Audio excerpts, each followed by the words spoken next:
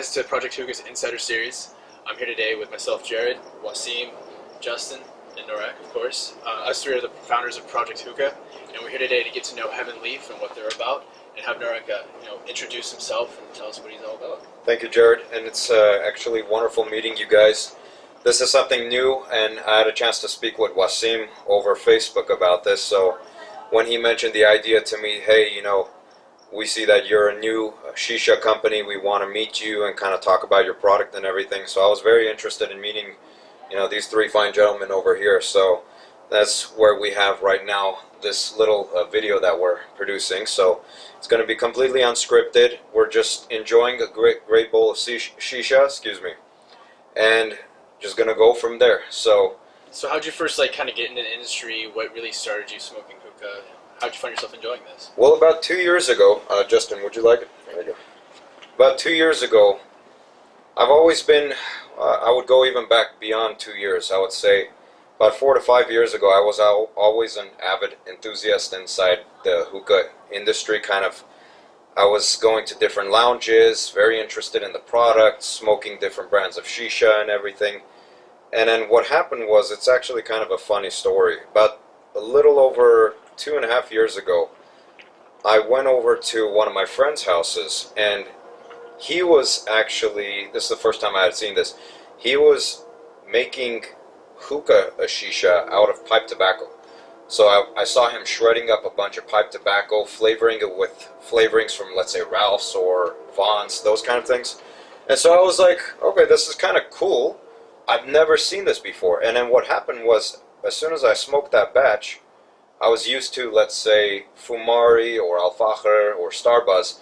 When I smoked that, it was just so different. I wouldn't say it was, let's say, the best quality, because he was experimenting with it, but it was so different and it was so cool. So that got me kind of thinking. I was like, I'm a hobbyist in the hookah field. Why don't I try something a little bit fun like this? Maybe something can come out of it. And so what happened was, I started experimenting with flavoring agents, different tobaccos, everything from, let's say, burley leaves to Virginia flue cures, light air cured, dark air cured. There's a bunch of different tobacco leaves, and each one of them kind of has its own characteristic. And what happened was, I started making my own little bowls of shisha. Started smoking it, changing up the recipe. Okay, this works, great, oh, this doesn't work, okay, let's change it up. And then trial and error. It literally just started as a hobby, and then I made, finally, a little over 1.5 years ago, my first bowl of shisha that I actually really liked smoking, and it was based out of tobacco. And it was 100% natural. That's actually what my company is founded on today. It was 100% natural, but it was tobacco based back then. And that's when the idea of HeavenLeaf came about. Can I create some sort of a brand or some sort of a shisha that can be 100% natural and consumers will really like it, and can it be something different in the industry today? So the recipe and everything kind of got down. It was smoking great flavor, great taste and everything. And when I applied for my permits to there's an organization called the TTB, the Tax and the Trade Bureau. They're basically the guys who do the licensing next to the ATF. The ATF is the Alcohol, Tobacco, and Firearms. They're the guys who regulate, okay, does this guy have a license to operate or does he not? So I asked them, okay, what does it take to get a hookah manufacturer's license? And what they told me, it takes a little bit over 1.5 years, I would say. And you need to own your own factory. You cannot pay, you cannot make any revenues from it. You have to pay rent or the mortgage on that factory for over 1 year before you could even be given an issuance of a permit. And for me, was kind of, I'm going to be wasting thousands of dollars, not even get a chance to do any business. I can't even afford to start like this. So I said, okay, thank you very much, Mr. something something at the TTB. Not for me.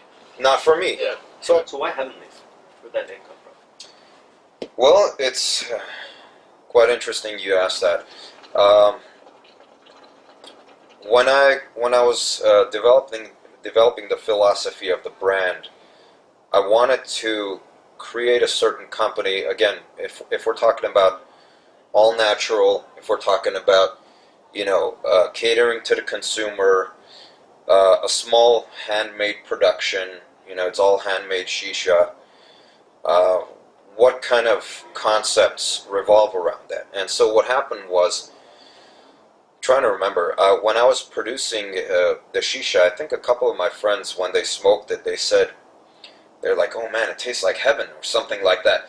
And then I was like, oh wow, that kind of clicks. And so what I did was, if you look at the logo, the kind of the image of the design, the way it was designed is, my cousin, she's a professional artist, so I kind of seeked her advice. I said, hey, can you design a logo for me?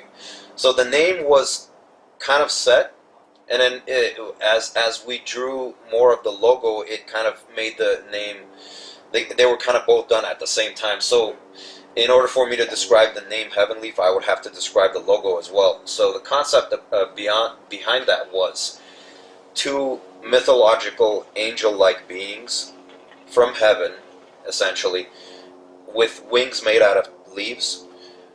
They come together and then they meet, and that's why you see their hands kind of interlocking like this, because hookah brings people together, and also, well, hookah is all about the social aspect. So it's not just about sitting at home and smoking by yourself, but it's about this, getting people together, having a good time, sharing a nice bowl of shisha. And so with that image, I wanted to kind of embody that concept. And when they're interlocking their hands, it actually makes the symbol of the H. So that's where the first letter, heaven leaf, came out of. Because it's essentially, T for me was like the leaf from heaven. It was the one thing that it was able to replace tobacco, and it still smokes in its own unique way, I would say. And this brand essentially came about from consumers giving their feedback, not just from my own mindset. And it's a customer-driven brand, I would say. So it's a customer empowering brand as well. So.